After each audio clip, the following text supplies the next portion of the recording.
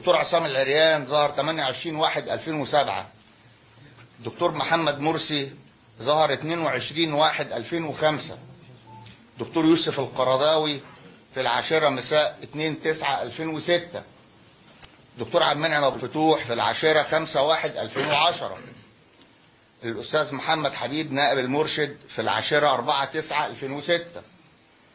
سعد الدين الحسيني في 10 مساء 16/7/2006، 13/2/2007، 13/1/2008. الاستاذ محمد البلتاجي ظهر في مراحل كتيره جدا، 10 مساء 17/3/2007 و24/5، يعني وهكذا، وصباحك يا مصر وكل حاجه.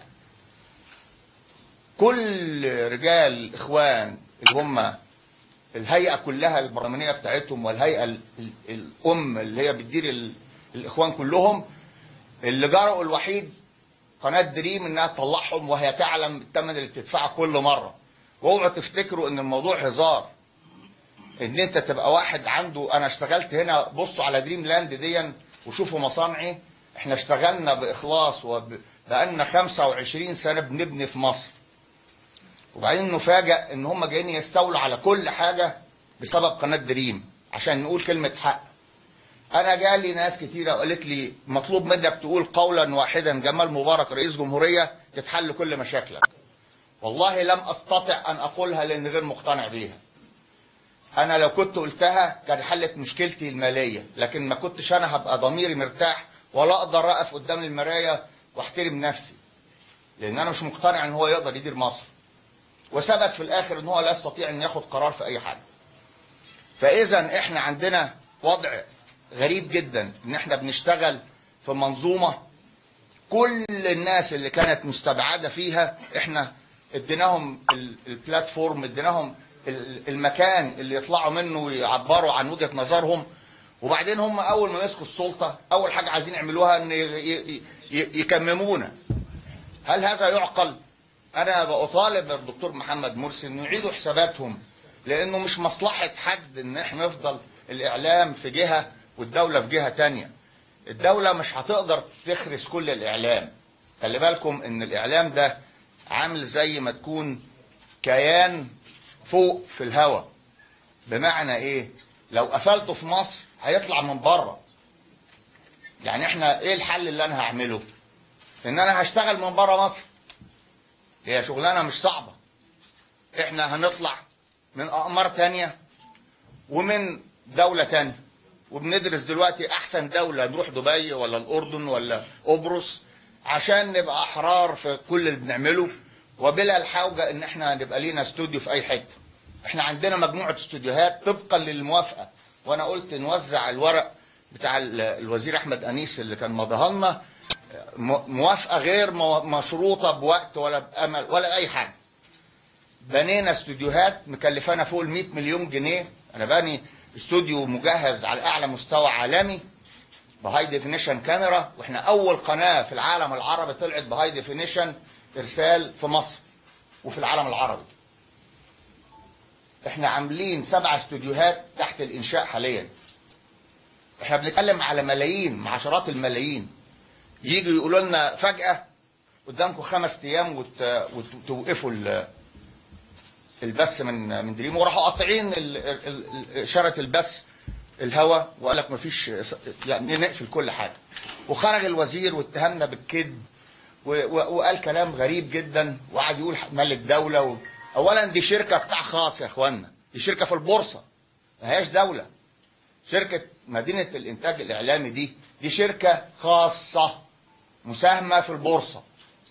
انا هعمل تشالنج، يعني هعمل تحدي في المحاكم، لان هي لا حق لها انها تاخد المونوبولي الاحتكار بتاع كل الاعلام في مصر، لانها شركه ما هياش دوله. لو هي وزاره وتقول لي قوانين وزاره اقول لك على الاقل ممكن افهم، انما في الزمن اللي احنا فيه ده حتى ما ينفعش الاحتكار بتاع الدوله. فاحنا مش هنسكت على حقوقنا في موضوع البث من عندنا. احنا هنواصل البث طبيعي، هيبقى في تأخير عندنا شوية، لكن مش هنسيب حقنا ان شاء الله في ان احنا ناخد الاجراءات القانونية كلها اللي تضمن لنا حقوقنا. واحنا اتفقنا مع المستشار مرتضى منصور بصفته اكتر واحد خبير بموضوع مجلس الدولة والقوانين اللي فيه، ان هو هيقوم من بكرة باذن الله ببدء الاجراءات في اخذ الموافقات من الدولة عن طريق مجلس الدولة.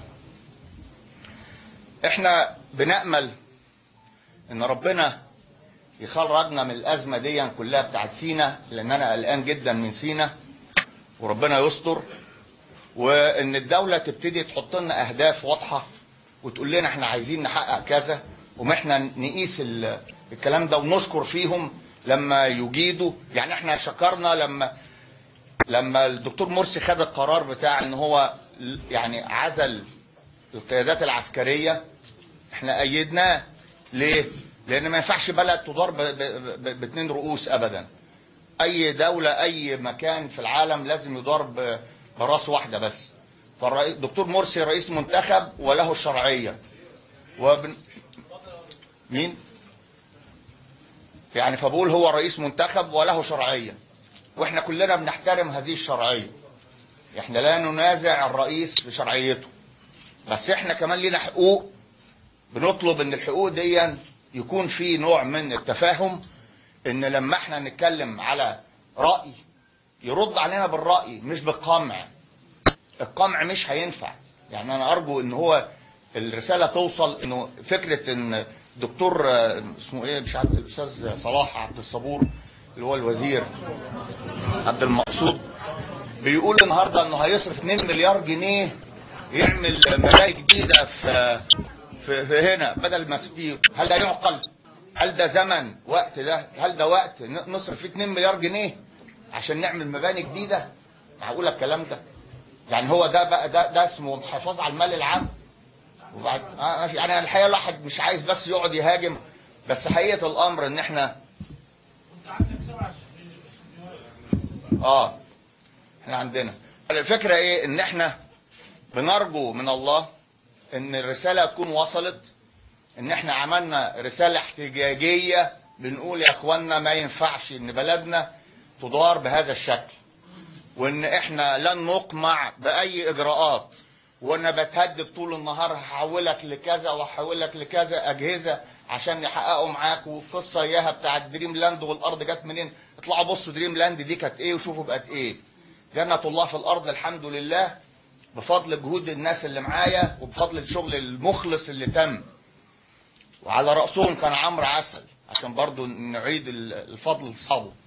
فنجاح دريم تي في كان ليه دور كبير المهندس اسامه شيخ، الناس اللي هي ملهاش صوت دلوقتي، فانا بقول بالنيابه عنهم. عندي المهندس عمرو عسل والمهندس اسامه الشيخ عملوا شغل ممتاز. واحد خلى قنوات دريم ناجحه الحمد لله، وبعدين المجموعه اللي عندنا كلها مجموعه عظيمه وبتبذل مجهود كبير جدا، وكل الناس اللي بتشتغل معانا الحمد لله اصحاب فضل على القناه واصحاب خير. واحنا بلا شك ان قناه دريم بقت علامه تجاريه بالنسبه للاعلام الحر المتوازن الغير مسيء لحد عن قصد ابدا. ولو حد كان غلطان في حاجه احنا بنعتذر له، احنا لا نقبل اهانه حد ولا تجريح في حد. فانا بكتفي بهذا القدر عشان ما ازعجكمش اكتر من كده، وبشكركم جدا على الحضور، ولو في اي اسئله انا تحت امركم.